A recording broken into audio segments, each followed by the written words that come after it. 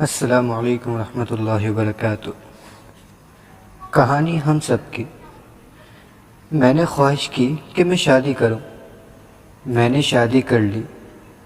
اولاد کی نعمت سے محرومی کے باعث زندگی میں وحشت سی تھی۔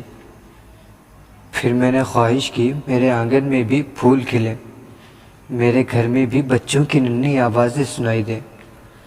مجھے رب تعالیٰ نے اولاد کی نعمت سے بھی نوازا۔ اب گھر کی دیواریں تنگی داماں کی شکایت کرنے لگیں۔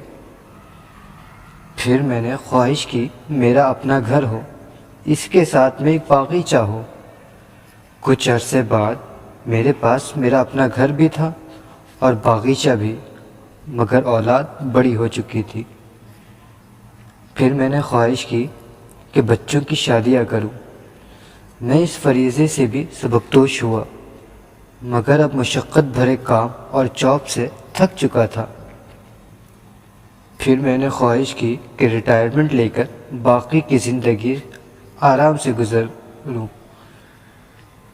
میں نے ریٹائرمنٹ لی، بچے شادیاں کر کے اپنے گھر بسا چکے تھے اور میں تنہا ہو چکا تھا۔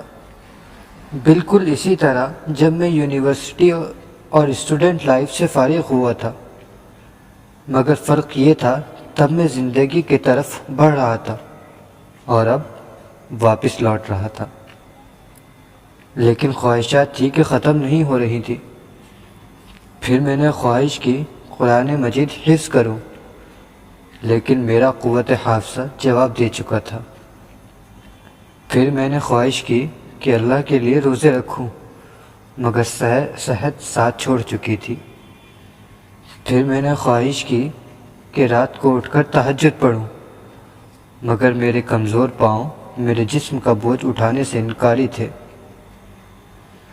سچ فرمایا تھا رسول اللہ صلی اللہ علیہ وسلم نے کہ 5 چیزوں کو 5 چیزوں کے آنے سے پہلے غنیمت سمجھو: جوانی کو بڑھاپے سے پہلے، صحت کو بیماری سے پہلے، امیری کو فقیری سے پہلے، فارغ بالی کو مصروفیت سے پہلے، اور زندگی کو موت سے پہلے۔ اللہ اپنے ذکر، شکر اور عبادت کی حسن بجا آوری میں ہماری مدد فرما۔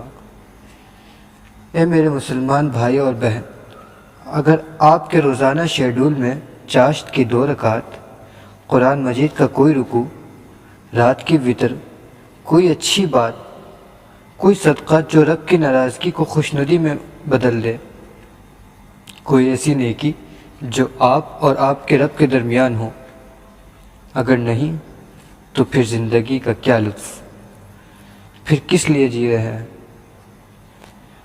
اور روز میں حسرت کے آنے سے پہلے، بڑھاپے کا جوانی کو کھانے سے پہلے، بیماری کا صحت کو چاٹ جانے سے قبل عمل کریں اور خود کو بدلیں۔